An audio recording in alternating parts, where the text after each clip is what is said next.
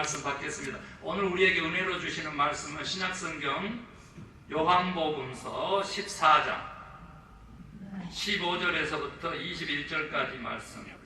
참으로 복되고 귀한 말씀입니다. 우리 함께 하나님 말씀 받들어 읽으실 때에 말씀의 은혜와 능력이 저와 여러분에게 이미 함께 하시기를 소망합니다. 요한복음 14장 15절 너희가 나를 사랑하면 나의 계명을 지키리라. 내가 아버지께 구하겠으니 그가 또 다른 보혜사를 너희에게 주사 영원토록 너희와 함께 있게 하리니 그는 진리의 영이라. 세상은 능히 그를 받지 못하나니 이는 그를 보지도 못하고 알지도 못함이라. 그러나 너희는 그를 아나니 그는 너희와 함께 거하시며 또 너희 속에 계시겠습니다. 내가 너희를 고아와 같이 버려두지 아니하고 너희에게로 오리라. 조금 있으면 세상은 다시 나를 보지 못할 것이로되 너희는 나를 보리니 이는 내가 살아있고 너희도 살아있겠습니다. 그 날에는 내가 아버지 안에 너희가 내 안에 내가 너희 안에 있는 것을 너희가 알리라.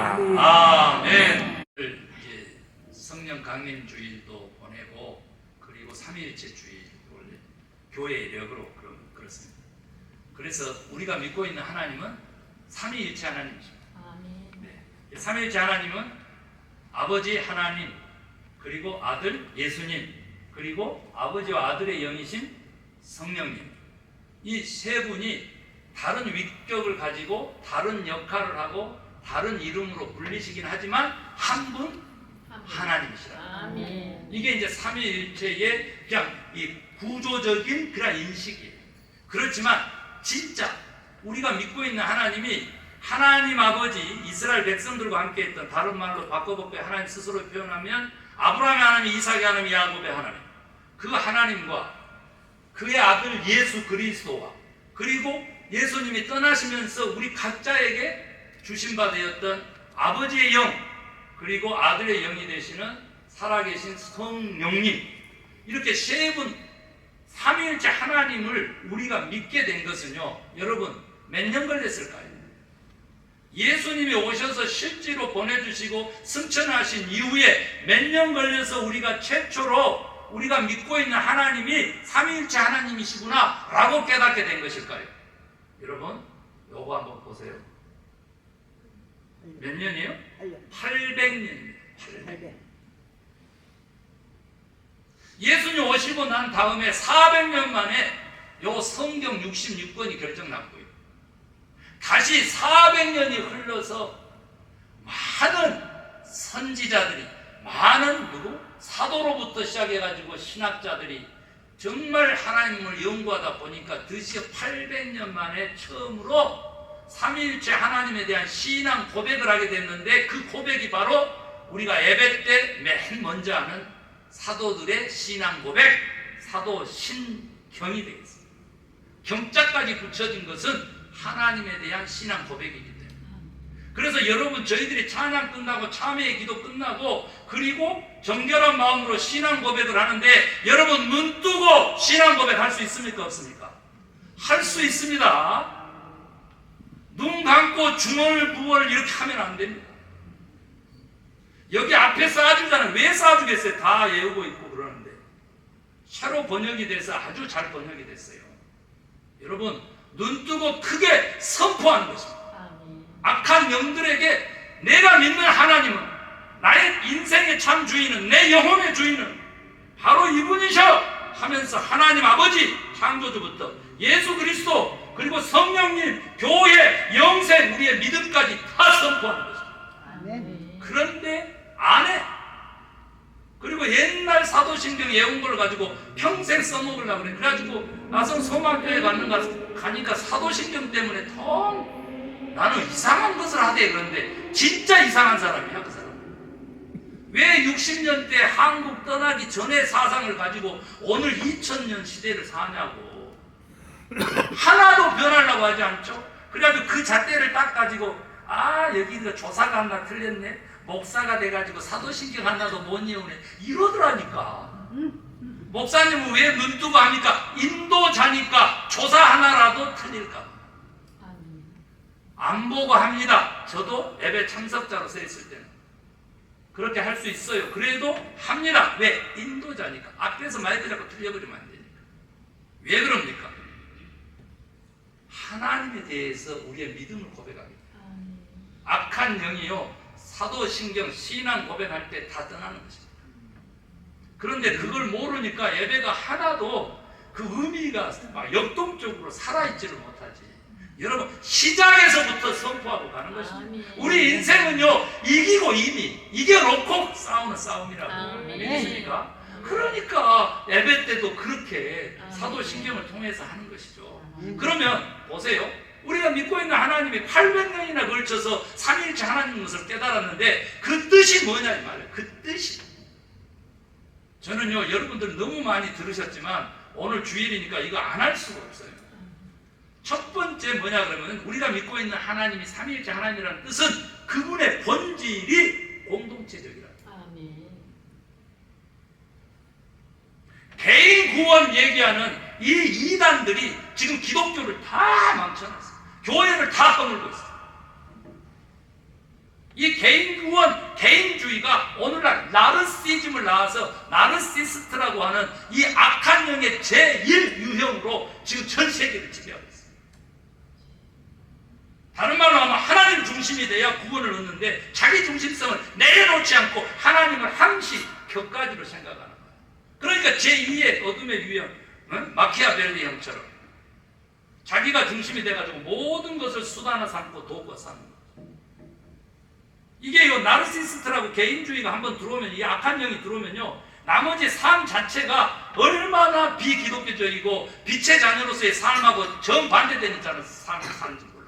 교회도 도구가 되고 목사도 도구가 되고 다 유수도 하려고 그러고, 그래서 자기의 유익만을 탐하고 그런 식으로 살아가는데 그걸 축복이라고 포장하고 그걸 은혜라고 포장하고 그걸 하나님이 주셨다라고 포장하고 천만의 말씀. 하나님은 그 본질이 공동체적이라는 거예요. 제가 이 삼위일체 하나님에 대한 설교는 한국에 가서 했더니 50년 동안 신앙생활을 했는데 내버렸습니다. 한 번도 들어본 적이 없다. 한 번도. 김 목사는 이런 설교를 하기 때문에 교회의 부흥이 더딥니다. 우리가 하나님의 자녀라고 하면 어떻게 살아야 돼요? 기본적으로 생각이 자기 중심성을 내려놓고 공동체적인 생각을 할 때 보이지 않는 하나님의 자녀의 삶을 살게 된다. 믿으시면 아멘 하시고요. 다른 사람 배려 없이, 지난주 설교처럼 다른 사람 배려 없이 지난주 어떻게 내가 그리스도인이 되냐고. 본질이 공동체적이어야지. 김 목사의 본성은 보니까 다른 사람을 배려하고 고려하고 다른 사람들을 항시 컨시더링, 생각하는 것이죠. 겸손이 뭐예요? 나보다 다른 사람들을 조금 더 생각해 주는 게 진짜 겸손이에요. 말로만 아니야, 부끄러워요. No. 차라리 당당하게 다른 사람을 위해 주는 것이 진짜 겸손. 배워야 돼요. 그 다음에 두 번째, 우리가 믿고 있는 하나님이 삼위일체 하나님이라는 그 본뜻은 그분의 본질이 예수님 때문에 관계성 속에서 인격이라는 거예요. 관계성 속에서 인격이라는 뜻, 요거 하나만 가지고도 제가 한 주일 설교해야 돼요. 제가 좀 줄이는 거예요. 여러분, 교회가요, 권력을 탐하고 왕궁을 탐할 때 교회는 다 무너졌습니다. 우리 한국 기독교 역사가 그래. 그런데 이 기독교의 역사를 눈뜨고 보고도 이런 설교를 하는 사람이 하나도 없어서 아직도 내가 대통령을 세우려고 하고, 하나님 믿는 사람을 대통령 세우면 교회가 어떻게 될 줄 알고 거기에 가는데요, 마귀의 사탄의 노름수예요. 다 무너졌어요. 예수님 오셔서 어떻게 했어? 하나님이신데 저 헤로다게 유대를 통치하는, 식민지 지배하는 로마의 그 군종, 일제 앞잡이처럼, 일제의 그 군정처럼, 미국의 군정처럼 그 정권을 가진 자에게 예수님이 어떻게 했어? 저 여우에게, 저 독사의 새끼에게. 그게 관계성 속에서 인격이야. 왜? 자기 권력을 자기의 쾌락과 자기의 위세를 위해서 사용하는 죄악자이기 때문에 돌로 쳐서 죽여야만 되는 장녀를 보듬은 예수님 아니에요. 그게 관계성 속에서 인격이라는 거예요. 악에 대해서는 분노하고 선에 대해서는 장려하고 독려해야지.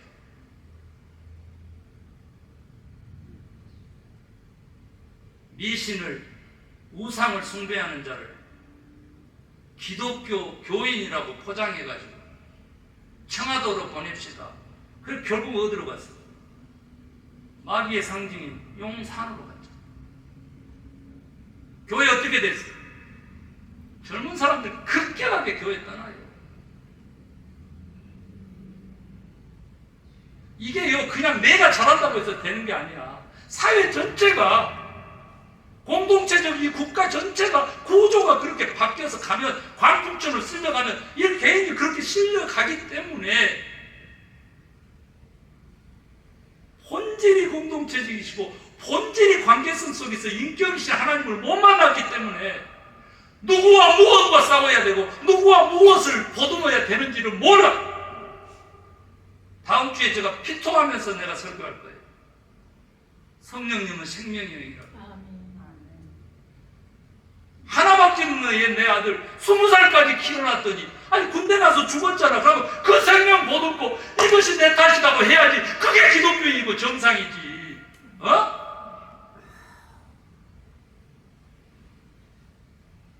생명에 대한 거 하나도 없이 누가 기독교라고 그래? 그걸 누가 그리스도인이라 그러냐고. 기독교 다른 말이 뭐예요? 그리스도인이야, 그리스도인. 이런 가짜들에 속아가지고 춤을 추면서 살아. 춤을 추면서 오 통제야, 오 통제.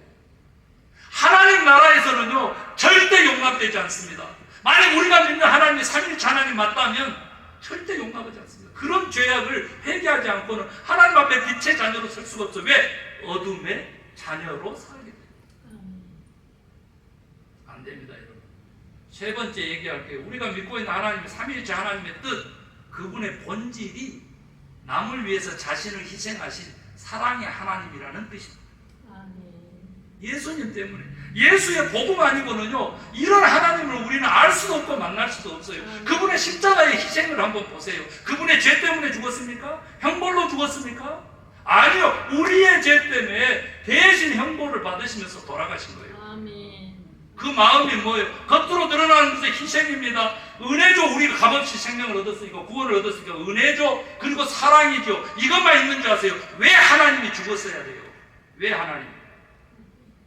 왜 하나님의 아들이 죽었어야 되냐고. 하나님의 본질에 담고 있는 속성, 공의의 속성 때문에 그렇습니다. 하나님은 정의의 하나님, 의로운 하나님. 우리가 구원 얻으면 의롭다 된다 그랬죠. 의로운 하나님뿐만 아니라 공공의 의를 위해서 아들을 죽여야 되는 그런 하나님이 우리의 하나님입니다. 아멘. 독재에는 싸워야 되는 것이 기독교의 본질이었고, 그때 가장 부흥해서 우리 교회. 공의의 성품을 빼고 예수 그리스도의 희생과 은혜와 사랑만을 강조하는 이 반쪽짜리 십자가, 이 복음, 이 구원이 우리 기독교 교회를 다 무너뜨린 거예요. 젊은이들하고 대화 한번 해보셨냐고. 믿지 않는 사람들에게 왜 예수를 안 믿는지 한번 물어나 보셨냐고. 그들의 말이 뭘로 나오는지 한번 들어나 보셨냐고. 저는 듣고 왔잖아요. 창피해서 말을 못해요. 창피해서. 그래서 김 목사는 뭐 했냐고. 창피해서 말을 못해요. 지금 여러분들이 되니까 이런 말씀도 이런 설교도 용납하고 듣고 계신 거예요. 한국 교회에서 하면요 다시는 부르지 않아요. 왜? 이미 악한 영에 사로잡혔다니까. 복음의 본질이 떠나요. 아니 우리가 믿고 있는 하나님이 이런 분이시라는 본질 설교를 50년 동안 60년 동안 평생 믿었어도 한 번도 듣지를 못한 거예요. 이게 진짜인데. 그러면 목사님은 뭘로 근거합니까? 성경으로 근거하죠. 프린스턴 대학이요, 프린스턴 대학. 우리 기독교 보수의 본부, 프린스턴 대학의 교수가 이걸 써가지고, 한국교회 신학교 가잖아요. 그러면요, 뭐요? 조직신학 개론이라고 하나님에 대해서 조직적으로 시스템에 깨어나지라고 하는데, 그것을 배우는 거예요. 거기에 나오는 하나님에 대한 소개예요. 언제 나왔을까요? 40년대까지 책임져요. 그런데 한국 교회가 거기서 배운 사람이, 처음으로 배운 사람이 잘못 배웠거나 아니면 이 하나님을 소개하지 못하도록 다른 거에 사로잡혀 있거나 그럴 거예요. 여러분, 오늘 3일째 주일인데 다른 거 떠나세요. 애울 수 있어요. 우리가 믿고 있는 하나님이 삼위일체 하나님이라는 뜻은 그분의 본질이 공동체적이고 그분의 본질이 관계성 속에서 인격이시고 그분의 본질이 뭐라고? 남을 위해서 자신을 희생하시고 사랑의 하나님이라는 뜻이다. 믿으시면 아멘 하시고. 아멘. 제가 이것만 가지고 설교하고 마치면 좋은데, 목사님 무엇에 사로잡혔다고요? 성령님에 대해서 제가 이 성령의 계절에 소개를 하고 가려고 제가 붙잡았는데, 원래 한 편씩 한 편씩 설교해야 되는데 오늘 본문을 선택하면서 성령님의 두 가지 개념을 한꺼번에 제가 설명을 하도록 하겠습니다. 지난주에는 뭐였어요? 배려의 영이시고 그 다음에 변화를 위한 용기의 영이시고, 그게 120명의 성령 충만 받았을 때 나타난 증상을 가지고 성령님이 어떤 분이신지 우리가 다 밝히 알 수 있도록 성경이 근거로 했잖아요. 오늘 본문에서 그걸 그대로 근거를 좀 삼을 거예요. 근데 그거 가기 전에 우리 아들들 둘이가 저렇게 열심히 예배를 드리니까 제가 우리 아들들 둘을 위해서 태어나자부터 엄마 아빠를 얘기할 때마다 아빠가 자녀들에게 질문하는 거예요. 아빠 사랑하면, 엄마 사랑하면 어떻게 해요? 여기 증인 놓고 내 설교한 거. 그러면 아들들이 뭐라고 대답해요? 조엘? 엄마 아빠 사랑하면 어떻게 해? 안 하죠. 존? 어떻게 해야 되나? 말 잘 들어. 요한복음 14장 오늘 본문 15절에 딱 나와요. 나를 사랑하는 자는 내 계명을 지키리. 마지막 절에도 나옵니다. 그 전절에도 나옵니다. 여러분, 이 얘기는 하고 제가 성령님 설교를 할 거예요. 성령님 오늘 본문에서 어떤 분으로 소개합니까? 보혜사입니다. 보혜사. 그래서 성령님은 변화를 불러오는 용기의 영일 뿐만 아니라 배려의 영일 뿐만 아니라 또한 보혜사시다. 자, 보혜사를 다시 이렇게 한자로 어려우니까 이게 한국말로 풀어볼게요. 보혜사는 뭐예요? 협력자, 조력자, 도와주는 사람. 그런데 여러분, 파라클레토스 누구에게 썼느냐? 그랬더니 옆에 불러 세워두다 이런 사람이어가지고 시중 드는 그런 사람에게 이 단어를 썼어요. 그런데 예수님이 성령에 대해서 그렇게 겸손하게 얘기한 거야. 자기 겸손이라고 해요. 자기 낮아짐이야. 그걸 전문 용어로는 자기 비하라고 해요. 그러면서 다시 자기 승기를 일으키시는데 자기 비하, 겸손, 하나님의 겸손이에요. 우리는 그렇게 읽으면 안 돼요. 옆에 불러서 세워두신 뭘로 읽으라고 했어요? 감독자입니다. 파라클레토스. 보혜사는 다른 말로 하면 뭐라고? 감독자. 다른 말로 바꿔볼게요. 시험 감독까지. 여러분 따라하십시오. 인생은 모든 것이 테스트다. 여기서 영어 단어 하나 써버리니까 뭔 말인지 모르는 계실지도 모르는데, 테스트 뭐예요? 테스트. 시험이라는 거죠. 템프테이션, 유혹이 아닙니다. 시험이라는 거죠.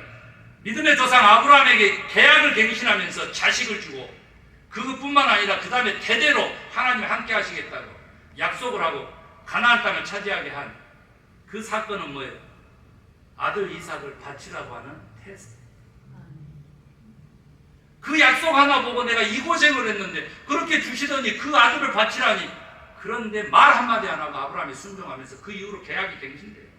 이제 네가 나를 믿는 줄 내가 알겠다 이럽니다. 아멘. 우리의 믿음이 뭐예요? 우리의 믿음이 보혜사를 종처럼 여기기 때문에 뭐라 그래요? 몇 백만이 모여 있었다는데 하나님도 나한테 까불면 죽어. 그런데도 그분이 미국 갔다고 100만 불씩 막 헌금해가지고 그거 보따리 쌓고 가지고 국회의원 세운다고 장경동 씨를 넘버원 후보로 세웠는데 됐습니까? 안 됐습니까? 안 됐지요. 이것을요 믿지 않는 5천만이 다 보고 듣고 있어요. 저 가슴도 미치는데 하나님의 심장이야 어떻게 있어요? 왜 그럴까요? 성령님에 대해서 잘못 오해를 하고 있는 거예요. 아우, 다윗도 시로 그렇게 썼잖아. 나를 보호하시는 하나님, 나를 지키시는 하나님, 나를 도우시는 하나님, 그 하나님이죠. 그러나 하나님이 같은 하나님에 대한 표현으로 성령님에 대해서 예수님이 하셨단 말씀을 자기 걸로 갖고 자기가 하나님이 되어서 그렇게 해석하면 안 돼요. 여러분, 우리는요, 우리의 영혼 구원을 위해서는 직접 종이 되셔서 섬기기까지 그런 보혜사 성령님 하나님하고 같이 사는 것입니다. 그러니까 우리의 구원을 위해서, 우리의 생명을 위해서는 하나님이 기꺼이 그렇게 하신 분이지만 천만의 말씀이에요. 우리는 그분을 곁에 불러 세워둘 뿐만 아니라 안에 모시고 살아야 되고 우리가 그 안에 살아야 되기 때문에 그분은 언제나 우리의 시험 감독관이다, 이렇게 여기서야 보혜사 성령님에 대한 이해가 바르게 되는 것입니다. 아멘입니까? 그리고 오늘요, 한 절도 넘어가기 전에 그는 진리의 영이라고 예수님이 직접 성령님에 대해 소개하고 있어요. 그래서 보혜사는 이렇게 감독관이고 시험 감독관이고 이런 개념도 중요하지만, 여러분, 예수님이 자기를 소개할 때 뭐라 그랬어요? 나는 길이요, 두 번째 뭐요? 진리요, 세 번째 생명이요, 그랬잖아요. 오늘요, 보혜사 성령님은요, 다른 말로 할까요? 길잡이요, 길잡이. 가이드라는 뜻이죠. 그래서 곧바로 예수님 자신이 길이요, 진리요, 생명이시니까 이것을 어디로부터 와요? 구약에서 언약궤에서부터 오고 하나님의 역사에서부터 오는 거예요. 언약궤 속에 뭐가 들었어요? 하나님의 임재를 상징하는 언약궤 속에 하나님 모시는 그 언약궤 속에 뭐가 들어가 있어요? 예, 지팡이도 들어있죠. 모세의 두 돌판도 들어있죠. 그 다음에 뭣도 들어있어요? 만나 항아리가 들어있었잖아요. 그럼 뭐예요? 지팡이, 길, 모세의 두 돌판, 십계명의 두 돌판, 뭐? 진리! 그리고 만나 항아리 뭐예요? 생명이에요, 생명. 구약의 그 삼위일체 하나님이 오늘 예수님을 통해 가지고 나는 길이요, 진리요, 생명이요, 그렇게 연결되는 거예요. 그런데 성령님을 그렇게 길잡이면서 동시에 진리의 영이라고 하셨잖아요. 그리고 다음 주에는 뭐라고? 생명의 영이다 하신다니까. 그 성령님이 삼위일체 하나님이신 거예요. 오늘 그 도를 깨닫게 되는데 교리 설교하는 거 아닙니다. 복음 그대로, 말씀 그대로를 지금 설교하는 거예요. 여러분요, 보세요. 오늘 진리의 영이라고 할 때 진리가 뭐냐고. 진리가 누구세요? 우리 기독교인들에게 진리는 도를 아십니까? 길을 아십니까? 예수 그리스도 됐잖아요, 우리는. 그러면 우리가 진리를 모시고 살아가는데 진리가 누굽니까, 우리에게는? 예수 그리스도. 나는 길이요, 진리요, 생명이라 했잖아. 그 대답도 빨리빨리 안 나오면 어떡해. 누구요? 진리는. 우리가 모신 진리는 누구요? 예수 그리스도. 대순 진리애가 아직도 판쳐. 대순 진리애가 아직도 판쳐. 그런데 진리가 그만큼 중요하죠. 진리 그러면 다른 말로 예수 그리스도뿐만 아니라 진리 그러면 우리 또 뭐예요? 힌트. 성경이죠, 성경. 말씀이시죠. 그러니까 하나님이 말씀이시란 말씀이 맞아요. 맞게 되는 거죠. 다 이렇게 통하는 거예요. 그런데 여러분 세상에서 철학은 신학의 신여입니다. 신학이 최고입니다. 철학은 신여예요. 그런데 철학에서 진리를 뭘로 규정한다고? 세 가지 요소를 갖춰야 진리로 규정한다고. 진리가 되려면 철학에서 첫 번째가 뭐라고요? 보편타당성. 두 번째가 뭐예요? 불변하는 영원성. 세 번째 요소가 뭐예요? 유익성. 누구나 받아들일 만한 진리로서 예수 그리스도. 변함이 없으신 하나님으로서의 예수 그리스도. 그분이 잠시 육체를 입고 사셨지만 떠나고 나서도 변함없으셔. 그리고 뭐라고? 우리에게 언제나 유익함을 주신 예수 그리스도이기 때문에 우리에게 진리가 되는 줄로 믿습니다. 그러니까 어떻게 돼? 우리가 진리의 사람이라면, 말씀 중심의 사람이라면, 아니 성령님의 사람이라면, 보혜사 성령님을 모시고 사는 하나님의 사람이라면 우리는 뭐가 있어야 돼? 보편타당성을 가진 인격이 돼야 돼. 보편타당성을 가진 인격이.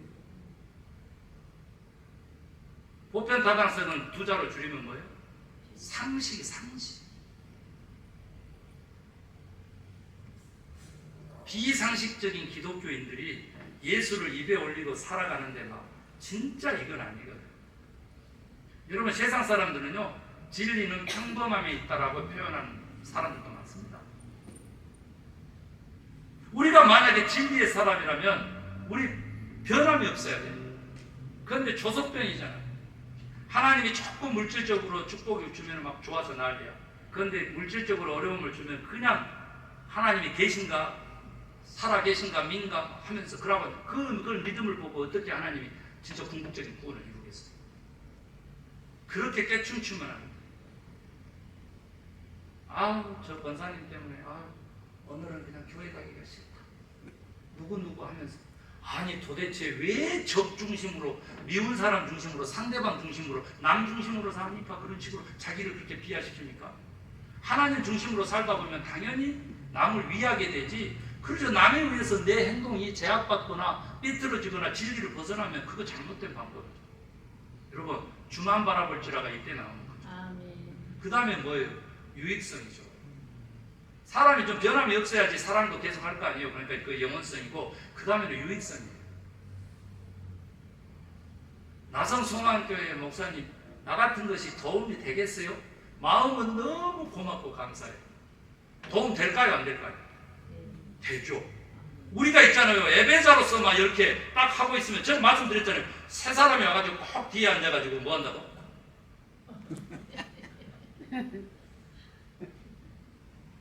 불안해. 그런데 우리가 자리를 지키고 있잖아요. 와서 보니까 자기가 생각한 것보다 고기가 더 많이 끄덕끄덕해져. 그러면 그냥 우리 교회 오실 거예요? 네. 계속 다니실 거예요? 네. 이렇게 되는 것이죠. 어마어마한 일을 하는 겁니다. 어마어마한 일. 여러분, 유익한 존재들인 것도 하나님의 자녀로서 자기 정체성으로 가져가야 돼요. 따라했죠. 나는 하나님 나라에 매우 유익하다. 매우 유익하다. 아멘입니까? 아멘. 자, 그런데 오늘 메모리얼 데이잖아요. 여러분, 진리의 성령님이 오시면 예수님이 어떤 일들이 우리에게 벌어질 것이냐고 가르쳐 줬는데, 첫 번째가 뭐냐 그러면 예수님이 가르친 모든 것을 기억하게 됩니다. 놀랍죠? 메모리얼 데이라고 뜻이 뭐예요? 기억하는 거죠. 이 나라와 민족을 위해서 희생한 그 군인들을 기억하는 거예요. 여러분, 전쟁 때문에 얼마나 많이 죽은지 몰라죠. 산타모니카 비치에요, 성조기가 꽂혀 있어요. 어떤 단체가요, 걸프전 때, 또 이라크전 때 3,400명이 죽으면 3,400개를 꽂아놓고 다시 또 사망자가 늘어나면 가서 또 그걸 꽂은 것을 저는 눈으로 봤어요. 여러분, 제가 기도했잖아요. 이스라엘 백성들이 하나님 배반하고 떠날 때마다 나 여호와가 너희에게 어떻게 했는지를 기억하라. 선지자를 통해서 여호와께로 돌아오라 그랬는데 돌아오는 첫걸음이 뭐라고? 기억이라. 저는 우리 어머님 얘기 안 하고 싶어요. 형님네가 가셨잖아요. 이틀째에 내려가가지고 어머님을 병원 양로원에서 모시고 집으로 가는 거예요. 저는 그런지도 모르고 전화를 했는데 어머님 모셨다 그래서 비디오 톡으로 바꿨다고. 그래서 이제 얼굴을 보는 거예요. 어머님이 저를 못 알아보세요. 제율이라 그런 거예요. 제율이라. 막내 아들 소리를 쳐도 막내 아들 제율이 그러는 거예요. 그래서 이제 됐다 싶어가지고 엄마 나 뭐하는 사람이야? 막내 아들 뭐하는 사람이에요 엄마? 저는 기대한 것이 뭐예요? 목사들이지 이럴 줄 알았어요. 수분을 기다리는데 말씀을 못 하신 거예요. 그래서 제가 그랬어요. 막내 아들 부를 때 뭐라고 불러요 엄마? 막내 아들 부를 때 뭐라고 불렀어요? 전화하면 뭐라 그래? 그래도 말씀을 못 하시는 거예요. 그러니까 옆에서 하도 답답하니까 형수님이 막내 아들 김 목사라고 맨날 부르셨잖아요. 김 목사 그랬더니 김 목사냐?